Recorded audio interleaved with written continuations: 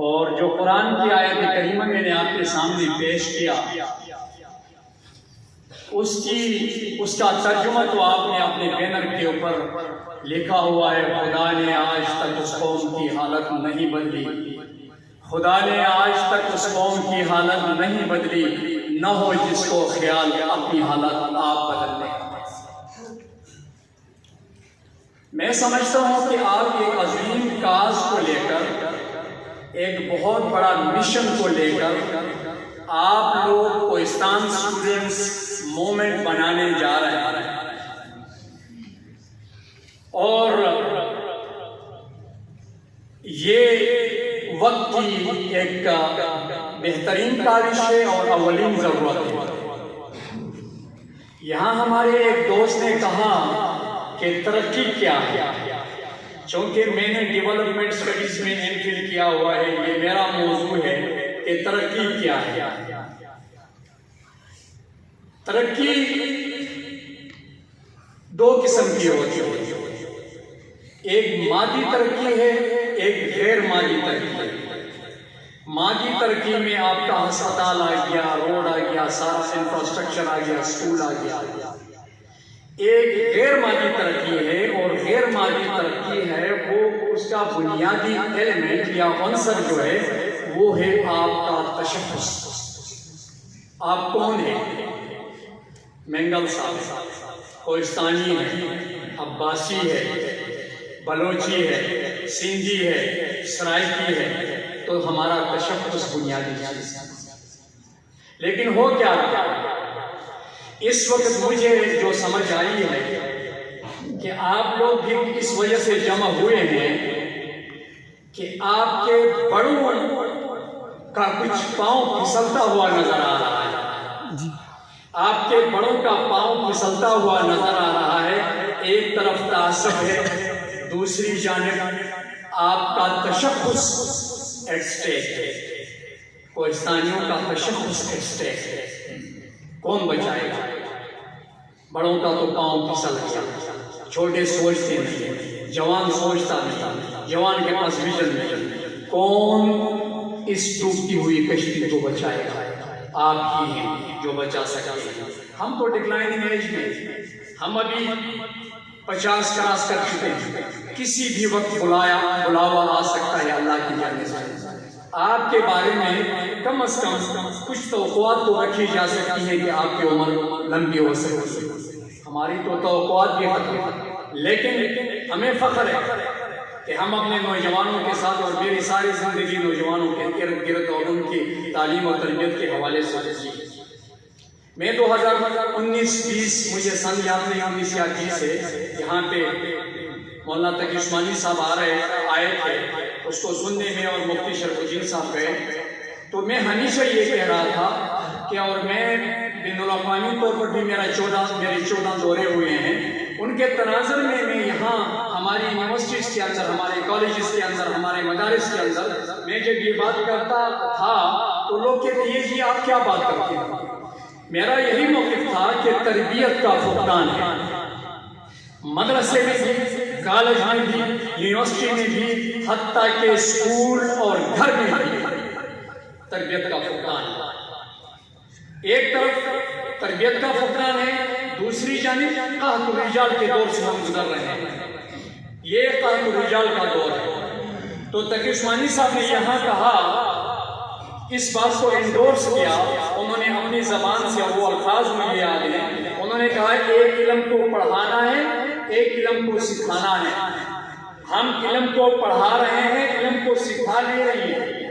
علم کو سکھانے کا مطلب یہ ہے کہ عالم بالعمل پیدا ہو جائے، عالم بالعمل پیدا ہو جائے۔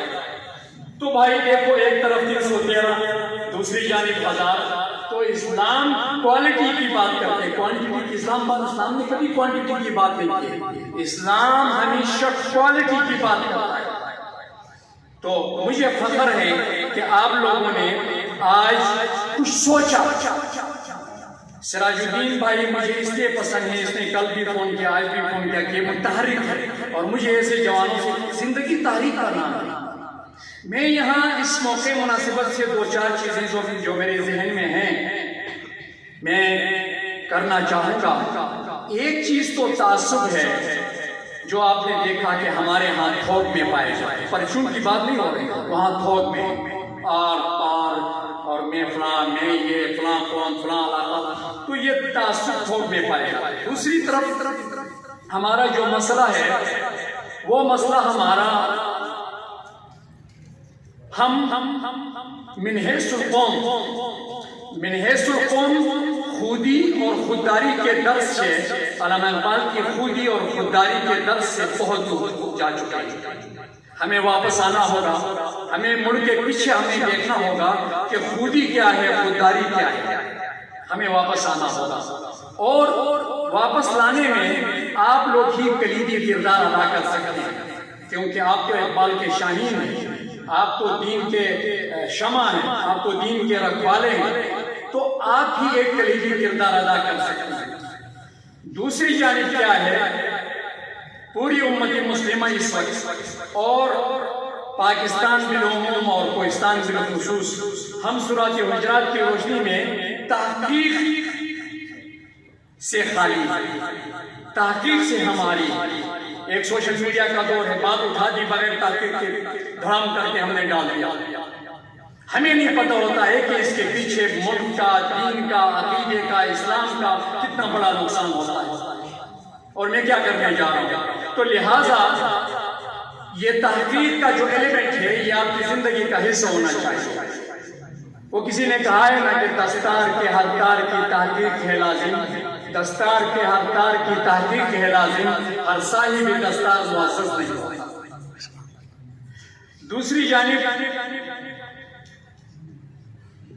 جو بنیادی چیز ہے، میں جب دجال کا وہ پڑھتا ہوں اور آج کی صورتحال کو دیکھتا ہوں تو میں نے کئی بار، میں گناہگار شخص ہوں لیکن میں نے کئی بار اللہ سے مانگا ہے کہ یا اللہ بس ہماری زندگیوں میں دجال نہ آنا۔ اگر دجال اس وقت آ جائے، آپ خود سوچ لیں کہ آپ کے کوہستان میں کیا صورتحال ہوگی۔ جب دجال کہے گا کہ یہ لو جی آپ کا باپ، مجھے خدا مانو، میں آپ کا باپ ماں باپ زندہ کر کے، تو پھر کیا ہوگا آپ خود سوچیں۔ اس وقت جو صورتحال کوہستان میں ہے، الیکشن کا دور ہے، میں کوئی سیاسی بات نہیں کر رہا ہوں، لیکن میں عقیدے کی بات کر رہا ہوں، میں خودی کی بات کر رہا ہوں، میں خودداری کی بات کر رہا ہوں، اور یہی کچھ میں نے اکابرین اور اپنے اساتذہ سے سیکھا ہے، اور مرتے دم تک اس کی پرچار کریں گے انشاءاللہ۔ تو اس کو آپ سب کو دیکھنے کی ضرورت ہے۔ اس وقت ہم آئی ٹی کی دنیا میں رہ رہے ہیں، جو ہمارا فیوچر ہے، مستقبل ہے، وہ مصنوعی ذہانت کا ہے۔ مستقبل ہمارا جو ہے وہ انفارمیشن ٹیکنالوجی کا ہے، اور سوشل میڈیا کے اوپر انفارمیشن ٹیکنالوجی کے ذریعے سے ادیان کی پرچار کی جا رہی ہے۔ تو میں ضرورت محسوس کروں گا کہ آپ دین کے ہمارے سفیر ہیں، آپ کل کے ہمارے اکابرین ہیں، تو آپ انفارمیشن ٹیکنالوجی، آرٹیفیشل انٹیلیجنس کے حوالے سے بنیادی چیزیں، آپ کا شعبہ یہ نہیں لیکن جو بنیادی علم ہے، نو ہے، وہ آپ کے پاس ہونا چاہیے، تاکہ ایک طرف آپ قوم کی رہنمائی کر سکیں پراپرلی۔ آج دیکھو کریپٹو کرنسی، اور میں نے اس کے اوپر 12 کو پٹن میں ایک نوجوانوں کے لیے کنونشن رکھا ہوا ہے، یہ کریپٹو کرنسی اور یہ ساری چیزیں، تو اس کو ایک طرف سے دینی تناظر میں، شرعی تناظر میں دیکھنے کی ضرورت ہے، ایک ملکی تناظر میں اس کو دیکھنے کی ضرورت ہے، اور یہ آپ لوگوں کا کام ہے، اس کے اوپر تحقیق آپ لوگ کریں۔ دوسری جو امپورٹنٹ بنیادی چیز میں کہنے جا رہا ہوں، آپ حضرات کے سامنے پیش کرنے جا رہا ہوں، وہ ہے تصنیف۔ کوہستانی ماما تصنیف سے بہت دور ہے۔ اپنے آپ لوگ کتابیں پڑھیں گے، اپنے جو کریکولم کا نصاب ہے، آپ کا نصاب سے ہٹ کے بھی چیزوں کی کتابوں کو پڑھیں اور تصنیف کی طرف آ جائیں۔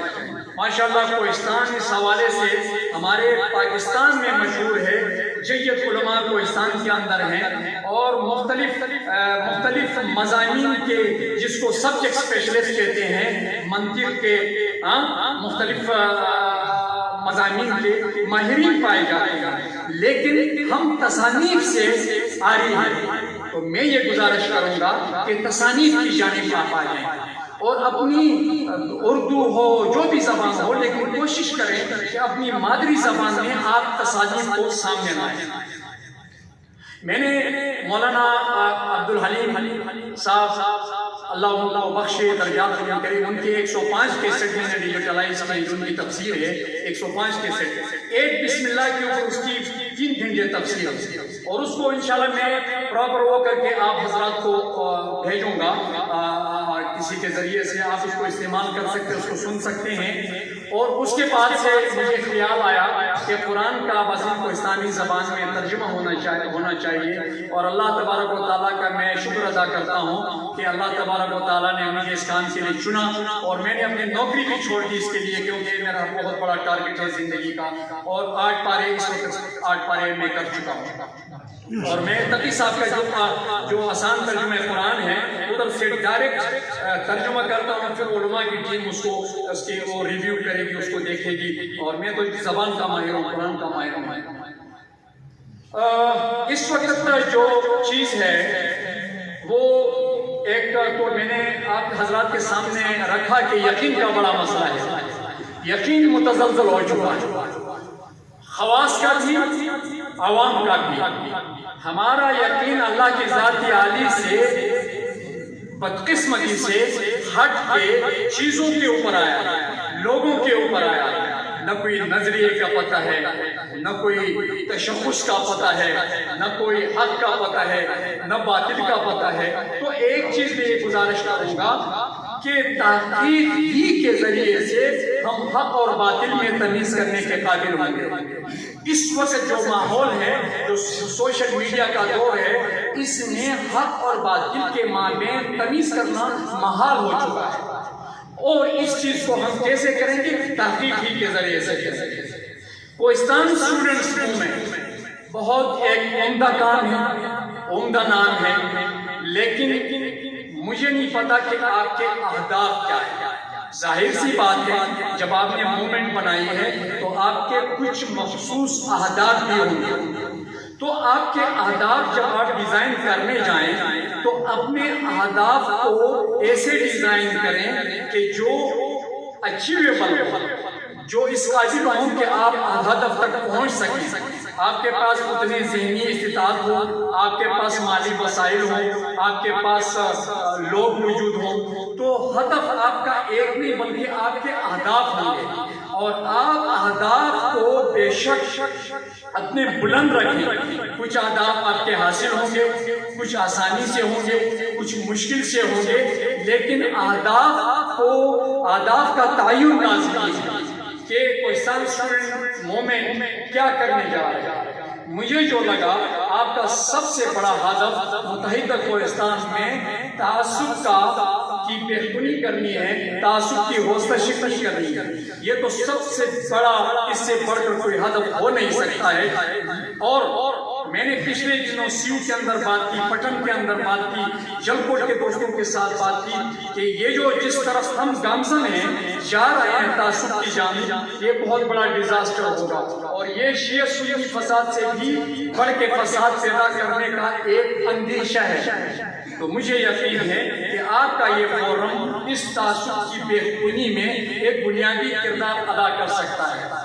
یہاں پہ میں مینگل صاحب کا خصوصی طور پر شکریہ ادا کرنا چاہوں گا کہ انہوں نے آج کے اس باوقار اور پررونق تقریب کی میزبانی کی، اور مجھے یہاں مینگل صاحب نے بتایا کہ بڑا حوصلہ دیا، اور میں اس کے لیے آپ کا مشکور ہوں کہ اتنی تعداد اگر ہم کسی مسئلے میں ہم جمع ہو جائیں گے کوہستان کے کسی مسئلے میں تو اسلام آباد پریس کلب میں، تو انشاءاللہ العزیز ہم بہت بڑا ایک کردار ادا کر سکتے ہیں اور کریں گے بھی۔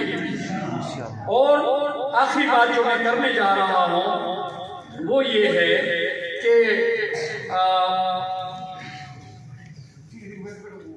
مجھے آپ لوگ کوہستان کی مٹی، کوہستان کی ترقی، خوشحالی، امن، بحالی کے لیے جب آپ کام کریں گے، مجھے آپ بلا جھجک کسی بھی طرح سے آپ بلا سکتے ہیں، اور اس کے بالکل برعکس کہ میرا کس جماعت سے تعلق ہے، یہ چیزیں میرے لیے سیکنڈری ہے.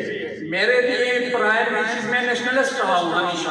کوہستان کی نمائندگی باہر دنیا میں بھی کی ہے، اس ملک کے اندر بھی کی ہے، پاکستان کی نمائندگی کی ہے.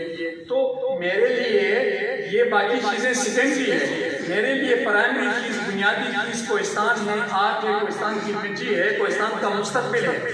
اور یہ مستقبل ہم نے آپ سے مل کر سنوارنا ہے، کیونکہ آپ نے باغ ڈور سنبھالنی ہے کل کے لیے. اور ہم تو ابھی کسی بھی وقت جس طرح میں نے کہا چلے جا سکتے ہیں، لیکن آپ نے باغ ڈور سنبھالنی ہے. لیکن یہ جو آپ کا مدعا ہے، آپ کا ٹارگٹ ہے، اس میں اگر آپ میں نے جو حدیث آپ کے سامنے رکھی، المسلم من سلم المسلمون من لسانه ویدہ، اس کو اپنی اینک بنائیں، اس کو اینک بنا کر اپنے سماج کو دیکھیں. تو آپ کو کیا لگتا ہے؟ آپ کو کیا لگتا ہے؟ آپ کو تو یہ لگے گا کہ بھائی اس پار جانے کا امکان ہو گیا. یہی ہے نا؟ نبی پاک صلی اللہ علیہ وسلم کی اس حدیث کو آپ لے کر چلیں، کوہستان کے سماج کا آپریشن کریں، سی سیکشن کریں، ایکس رے نکالیں. کیا باقی قرآن اور حدیث کی باقی اصول میں ایک حدیث کی بات کریں تو ہم کہاں کھڑے ہیں؟ اور یہ اس کی ڈائریکشن کون صحیح کرے گا؟ ہمارے خواص اس وقت آپ دیکھ رہے ہیں، مجھے کہنے کی ضرورت نہیں، آپ دیکھ رہے ہیں کوہستان کے اندر خواص بھی اس معاملے میں اتنے متحرک ہیں کہ آپ یہ سمجھیں گے کہ یہ جاہل ہے، ان کو پتہ بھی نہیں، یہ تو جاہل ہے، چٹ چن پڑے. تو بھائی کون ٹھیک کرے گا؟ کیا کوئی ابابیل نے آنا ہے، کبھی فرشتوں نے آنا ہے، یا انسانی سماج ہے اور ہم نے مل کر اس سماج کو اس کا قبلہ درست کرنا ہے؟ تو یہ ہمارا سماج ہے، ہم نے رہنا ہے، تو ہم نے مل کے اس کی ڈائریکشن صحیح کرنی ہے. اور میں سمجھتا ہوں کہ آپ کا یہ جو فورم ہے، اور اس سے پہلے صراط مستقیم کا ایک پروگرام ہوا، صراط مستقیم کا جو فورم ہے، ان فورمز کے ذریعے سے احوال کو ہم ٹھیک کرنے میں کامیاب ہوں گے. یہ ایک شخص کا کام نہیں ہے، یہ ٹیم ورک ہے.